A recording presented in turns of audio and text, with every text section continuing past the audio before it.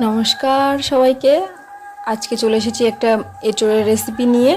এটা হচ্ছে এঁচোড় মাখা, কাঁচা এঁচোড় টক দিয়ে মাখা, খেতে খুবই সুস্বাদু।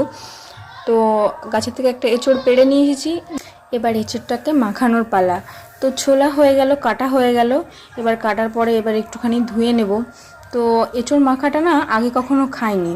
সত্যি কথা বলতে কি, যে এঁচোড় মাখাটা আমি দেখেছি, এই ফার্স্ট টাইম ট্রাই করে দেখলাম। তবে খেয়ে খুবই ভালোই লেগেছে।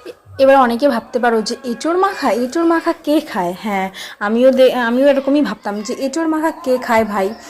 তো আমি একটা ভিডিওতে দেখেছিলাম এঁচোড় মাখা।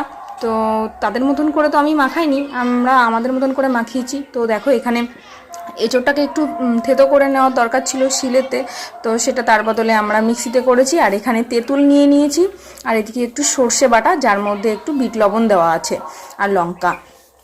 তো এই যে তেঁতুলটাকে একটুখানি নিয়ে নিয়েছি চটকে।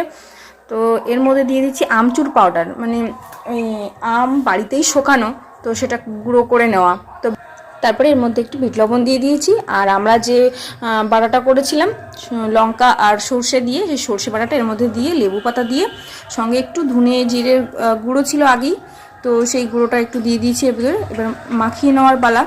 এবার সত্যি খাবারটা আগে কখনো খাইনি, কিন্তু ভালোই টেস্টি। আমি ভয়েস দিতে গিয়ে আমার মনে হচ্ছে জিভে এখনও জল আসছে, খুবই ভালো লেগেছিল।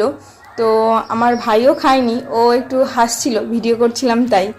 তো এখনও ভিডিও করাতে ওরা সড়বড় নয়, তো ওই জন্য একটু হাসছিল। তো যাই হোক, তোমাদের কেমন লাগলো এটা বলো। তো টাটা, বাই বাই আজকের মতন।